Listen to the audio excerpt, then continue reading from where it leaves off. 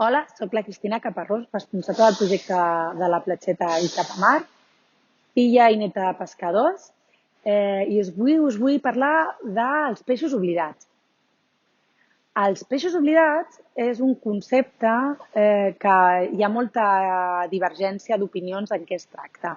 Però a la platgeta, quan nosaltres parlem, els peixos d'oblidats són peixos que són desconeguts per la gran majoria i que per algun motiu han deixat de ser d'alt consum. Moltes vegades això crea alguna controvèrsia, crea alguna dificultat, perquè, per exemple, les nostres àvies i els nostres avis sí que coneixien tots aquests peixos i per ells, quan els hi preguntes, no consideren que siguin peixos oblidats. També, quan parles amb pescadors o gent del sector pesquer, també els coneixen, són peixos coneguts i creuen que no mereixen aquesta definició d'oblidats. Però, en general, un peix oblidat és un peix que no és conegut per la gran majoria i que és un peix de proximitat i un peix de temporada i que té el seu homòleg, no? El seu igual en un peix molt comercial.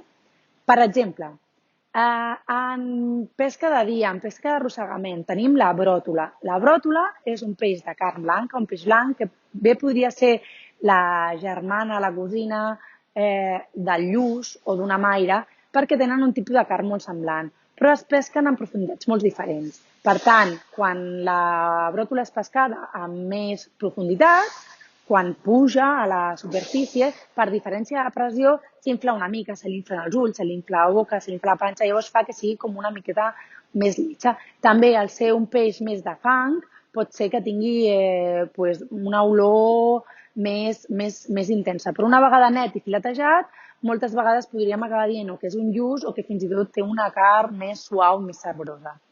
En peix blau, per exemple, trobem la latxa. La latxa, en molts casos, es pot considerar com un peix, com un tipus de sardina. Hi ha gent que la confon o que, per exemple, s'utilitza en conserves.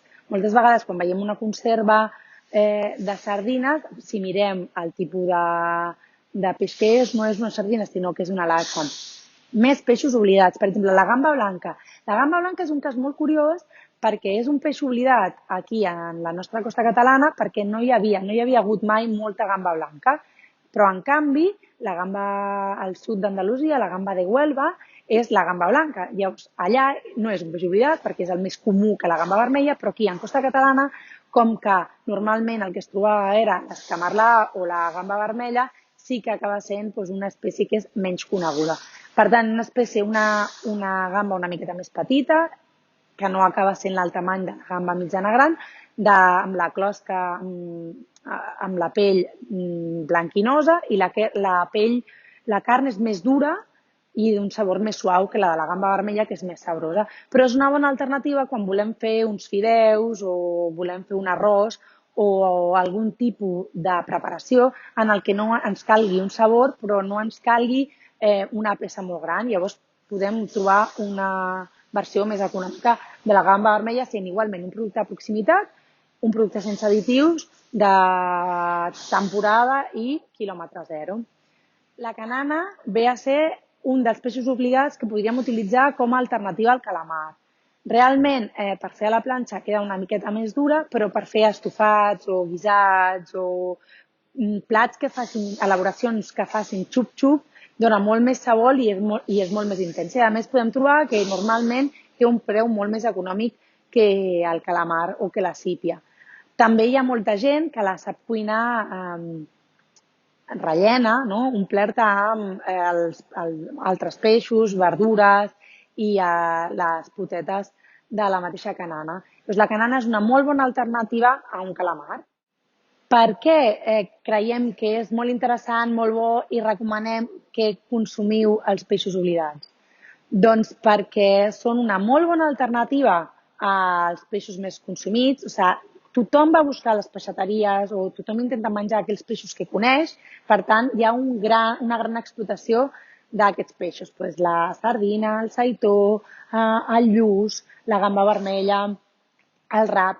Llavors, si aconseguim consumir altres peixos, fem que la pesca sigui més sostenible i és molt millor per la feina que fan els pescadors, que així podem garantir que puguin guanyar allò que necessiten per viure i, a més, fem que agafin valor aquests peixos que no en tenen. Els peixos oblidats tenen propietats organolèptiques de sabor, olor, igual o inclús en alguns casos millor que els peixos que coneixem més.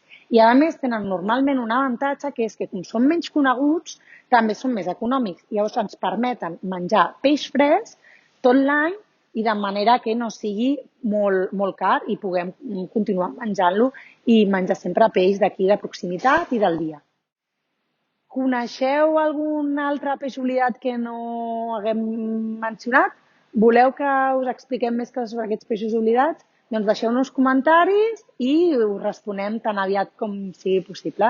Us animem a que consumiu peixos de proximitat i peixos oblidats perquè així podreu aprendre coses noves sobre peix, menjar un peix de temporada i que és molt bo i és sempre fresc, i al mateix temps doneu suport a que les pesqueres i la forma de pescar sigui més sostenible, ja que s'aprofita tot el que es pesca. Així que us animeu a consumir peixos oblidats.